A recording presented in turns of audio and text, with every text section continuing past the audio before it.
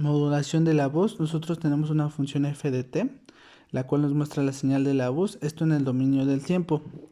Nosotros aplicaremos un voltaje para no obtener valores negativos. Como se puede ver gráficamente en esta vez, todos los valores negativos desaparecen, se pasan al eje de las abscisas.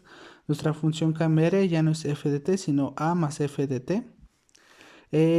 Y esto para modular se multiplica por un coseno, la cual nos daría a más f de t coseno de omega ct. Para obtener la señal modulada en el tiempo, solamente tendremos que hacer f de t coseno de omega ct más a coseno de omega ct. De igual manera, para obtener la modulación en frecuencia, aplicamos la transformada a f de t coseno de omega ct. En este caso, nos daría como resultado un medio multiplicado por f por omega menos omega c más f por omega más omega c.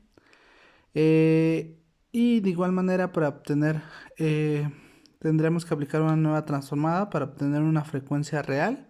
Un ejemplo claro sería coseno de 2pi por 93.7, que sería la estación, esto en el dominio de tiempo. De igual manera, para desmodular es necesario que fc se encuentre en el origen. Una vez que nosotros tenemos ya la señal modulada, esta va a llegar a nuestro receptor, y lo que va a hacer el receptor a través de un diodo, que solamente va a obtener los valores positivos, que es por eso que la multiplicamos por un voltaje. Es necesario que nosotros la misma señal que teníamos la obtengamos en el origen, esto para poder desmodular y poder escuchar el mensaje. Entonces la función quedaría como fc de t es igual a f de t coseno de omega ct multiplicado por coseno de omega ct. Este resultado nos daría como un medio de f de t más un medio de coseno 2 coseno de omega ct, obteniendo un valor resultado de fs omega es igual a un medio de f por omega más un cuarto multiplicado por f, que multiplica a w menos wc más f por omega más 2 wc.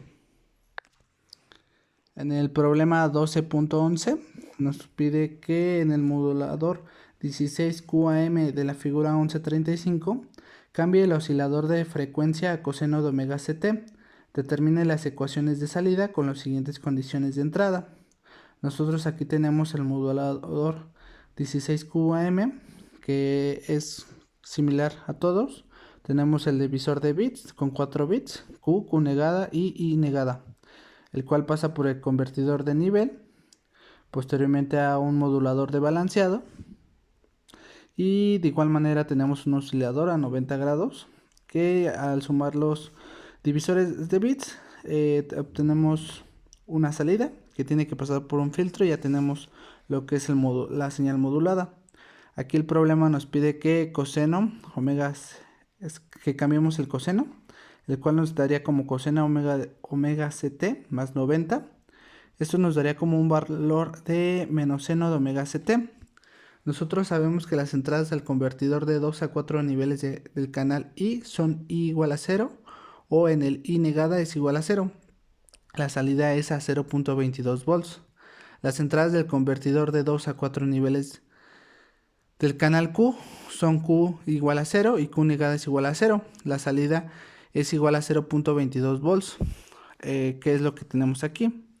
Ya una vez nosotros obteniendo las salidas y las entradas, es necesario hacer toda la operación correspondiente para que nos obtengamos los ángulos de desfase. En este caso solamente nos piden 4 ángulos, que es el del 0, el 1, 1, 1, 1, el 1, 0, 1, 0 y el 0, 1, 0, 1. Haciendo las operaciones correspondientes, obtendríamos estos valores, que serían nuestros ángulos de fase de salida del 16QAM.